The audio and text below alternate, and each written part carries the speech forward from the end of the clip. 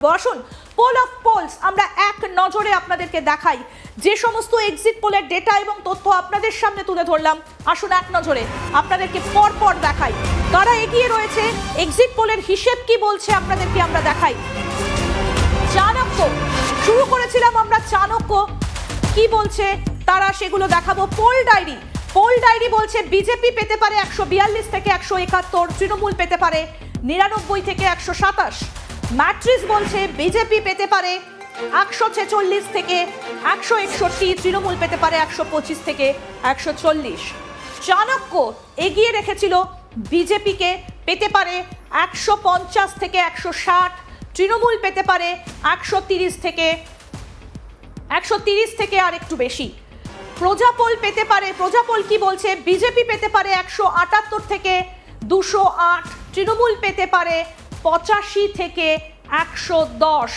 সমস্ত বুথ ফেরত সমীক্ষার ইঙ্গিত বিজেপি আসতে চলেছে বাংলা, এটা ইঙ্গিত। এবং অবশ্যই এক্সিট পোল সমীক্ষা, বুথ ফেরত সমীক্ষা বলছে পরিবর্তন আসতে পারে, সেই কথাই কিন্তু বুথ ফেরত সমীক্ষার ইঙ্গিত বলছে। অর্থাৎ গেরুয়া ঝড় পরিবর্তনের ইঙ্গিত। তবে সমস্ত হিসেব নিকেশ বোঝা যাবে 4 মে আসল ফলাফলে। পরিবর্তন কি আসছে নাকি আবার ঘাস ফুল, আপনাদের তার জন্য নজর রাখতে হবে 4 তারিখ। পোল অফ পোলস আমরা এক নজরে আপনাদেরকে দেখাই, যে সমস্ত এক্সিট পোলের ডেটা এবং তথ্য আপনাদের সামনে তুলে ধরলাম। আসুন এক নজরে আপনাদেরকে পরপর দেখাই কারা এগিয়ে রয়েছে, এক্সিট পোলের হিসেব কি বলছে আপনাদেরকে আমরা দেখাই। চাণক্য শুরু করেছিলাম আমরা, চাণক্য কি বলছে তারা সেগুলো দেখাবো। পোল ডায়েরি বলছে বিজেপি পেতে পারে 142 থেকে 171, তৃণমূল পেতে পারে 99 থেকে 127। ম্যাট্রিক্স বলছে বিজেপি পেতে পারে 146 থেকে 161, তৃণমূল পেতে পারে 125 থেকে 140। চাণক্য এগিয়ে রেখেছিল বিজেপিকে পেতে পারে 150 থেকে 160, তৃণমূল পেতে পারে 130 থেকে আর একটু বেশি। প্রজাপোল পেতে পারে, প্রজাপোল কি বলছে বিজেপি পেতে পারে 178 থেকে 208, তৃণমূল পেতে পারে 85 থেকে 110।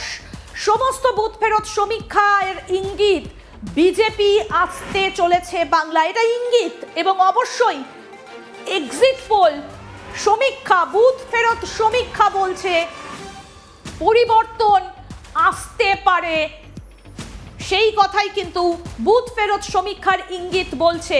অর্থাৎ গেরুয়া ঝড় পরিবর্তনের ইঙ্গিত। তবে সমস্ত হিসেব নিকেশ বোঝা যাবে 4 মে আসল ফলাফলে। পরিবর্তন কি আসছে নাকি আবার ঘাস ফুল, আপনাদের তার জন্য নজর রাখতে হবে 4 তারিখ। আমরা খুব সংক্ষেপে 3 জনের কাছ থেকেই জানতে চাইবো। শুরুতে অভিজিৎ বাবুর কাছে জানতে চাইবো।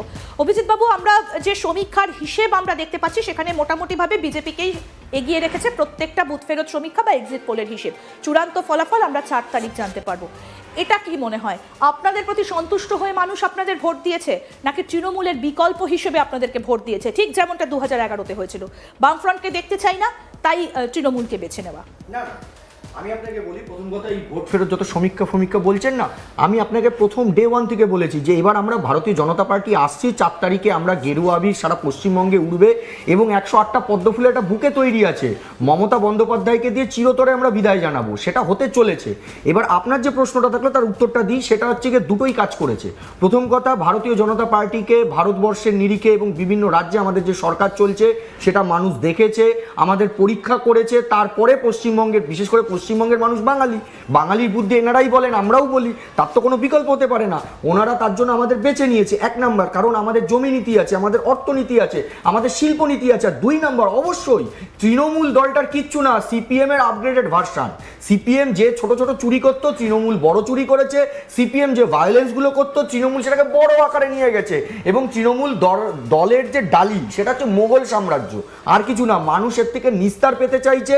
মানুষ চাইছে পশ্চিমবঙ্গে পশ্চিমবঙ্গের জিডিপি বাড়ুক, কর্মসংস্থান বাড়ুক, মানুষ চাইছে এই রাজ্যের নারী সুরক্ষা হোক, বর্ডার সিকিউরিটি সুরক্ষা হোক, তার জন্য ভারতীয় জনতা পার্টি আসতে চলেছে। তার জন্য আমি আগে থাকতেই মানুষকে সাধুবাদ এবং ধন্যবাদ দেবো। 4 তারিখের পর গেরুয়া আবির উঠছে পুরো পশ্চিমবঙ্গ জুড়ে। বেশ, আমি প্রভাত বাবুর কাছে যাব। প্রভাত বাবু, গত 15 বছরের হিসেব নিকেশ পালা হচ্ছে 4 তারিখ।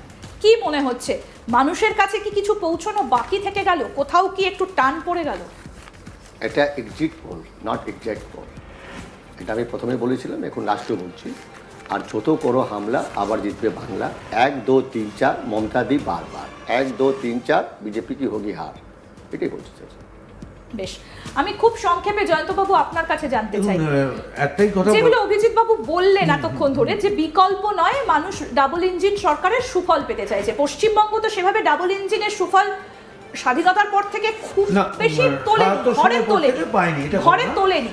তাহলে কি ৭২ এবার সেই সালের পর ডাবল ইঞ্জিনে ভরসা রাখতে চলেছে বাংলার ৭২ সালের পর থেকে আমরা দেখেছি দল বদলে গেছে, তাও একই কথা, যে কেন্দ্রের বঞ্চনা। যদি সেটা একটা ফ্যাক্টর কাজ করে থাকে, আমি আগে বলে দিচ্ছি, এই রেজাল্ট যেটা আমি এটার ভিত্তিতে এটাকে করে জোর দিচ্ছি না, কারণ আমার নিজের ব্যক্তিগত জীবনে বহু অভিজ্ঞতা হয়েছে যে এই ধরনের এক্সিট পোল পুরো উল্টে গেছে। এক্সিট আর এক্সাক্ট হতে পারে, সেটা আমার সঙ্গে উনিও একমত হবেন। তবে এইখানে যেটা হচ্ছে একটা প্রবণতা যেটা দেখছি, যদি বলি, সেটা হচ্ছে কিন্তু শাসক দল, রাজ্যের শাসক দলের বিরুদ্ধে একটা ট্রেন সবাই কম বেশি দেখাচ্ছে, কেউ নেক টু নেক বললেও দেখাচ্ছে, এটা ঘটনা। পাশাপাশি যেটা বলার সেটা হচ্ছে যে এই ভোটের ফলাফল যেটা আমরা যেটুকু যা দেখতে পাচ্ছি, তাতে একটা হতে পারে অ্যান্টি ইনকামবেন্সি হাওয়া একটা ছিল, সেইটা যদি হয় হতে পারে। আরেকটা বলছি যে এসআইআরের যে ভোটার লিস্টে যেভাবে ভোটার লিস্ট সংশোধন হয়েছে, তার একটা প্রভাবও এখানে থাকতে পারে, মানে কতগুলো এলিমেন্ট থাকতে পারে, কোনো একটা এলিমেন্টে তো এই রেজাল্ট হতে পারে না। আর একটা হচ্ছে যে হ্যাঁ, এটা তো ঘটনা, 15 বছর একটা সরকার থাকলে। আর একটা বড় ফ্যাক্টর কিন্তু এই বলছি যে একটাও কোথাও দেখলাম না আদার্স, অর্থাৎ লেফট, আইএসএফ, কংগ্রেস, তারা এখন তার মানে যে দ্বিমুখী লড়াই, এই বাম এবং কংগ্রেসেরও একটা ভোট শেয়ার, বিশেষ করে বামেদের তো কতবার আমরা দেখেছি এর আগেও, যে ওই বামের ভোট রামে যেভাবে, যাই হোক আমি ওই কথাটা বিশ্বাস নই, কারোর ভোট কারণ না, ভোট কারোর ব্যক্তিগত বা পৈতৃক সম্পত্তি নয়। যে তাহলে ৭৭ সালে যে বামফ্রন্ট জিতেছিল, সে তো কংগ্রেসের ভোট পেয়েই জিতেছিল। সেই হিসেবে বলতে গেলে তার মানে ওইখান থেকে কিছু একটা ভোট শিফট হয়ে থাকতে পারে, যদি এটা ঠিক হয়, তবেই আমি বলছি যে ওখান থেকে একটা ভোট শিফট হয়েছে, যে শিফট যে কারণে যে বিজেপির তৃণমূলের যে বিজেপি বিরোধী যে ভোটটা, সেই ভোটের একটা অংশ বাদ চলে গিয়ে সেটাকে বিজেপিকেই সাপোর্ট দিয়েছে, বামের ভোটটা সরে গিয়ে। পোল অফ পোলস আমরা এক নজরে আপনাদেরকে দেখাই, যে সমস্ত এক্সিট পোলের ডেটা এবং তথ্য আপনাদের সামনে তুলে ধরলাম, আসুন এক নজরে আপনাদেরকে পর দেখাই কারা এগিয়ে রয়েছে, এক্সিট পোলের হিসেব কি বলছে আপনাদেরকে আমরা দেখাই। চাণক্য শুরু করেছিলাম আমরা, চাণক্য কি বলছে তারা সেগুলো দেখাবো। পোল ডায়েরি বলছে বিজেপি পেতে পারে 142 থেকে 171, তৃণমূল পেতে পারে 99 থেকে 127। ম্যাট্রিক্স বলছে বিজেপি পেতে পারে 146 থেকে 161, তৃণমূল পেতে পারে 125 থেকে 140। চাণক্য এগিয়ে রেখেছিল বিজেপিকে পেতে পারে 150 থেকে 160, তৃণমূল পেতে পারে 130 থেকে আর একটু বেশি। প্রজাপোল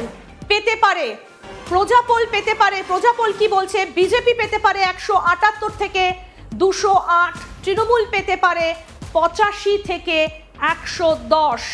সমস্ত বুথ ফেরত সমীক্ষার ইঙ্গিত বিজেপি আসতে চলেছে বাংলা, এটা ইঙ্গিত। এবং অবশ্যই এক্সিট পোল সমীক্ষা, বুথ ফেরত সমীক্ষা বলছে পরিবর্তন আসতে পারে, সেই কথাই কিন্তু বুথ ফেরত সমীক্ষার ইঙ্গিত বলছে, অর্থাৎ গেরুয়া ঝড় পরিবর্তনের ইঙ্গিত।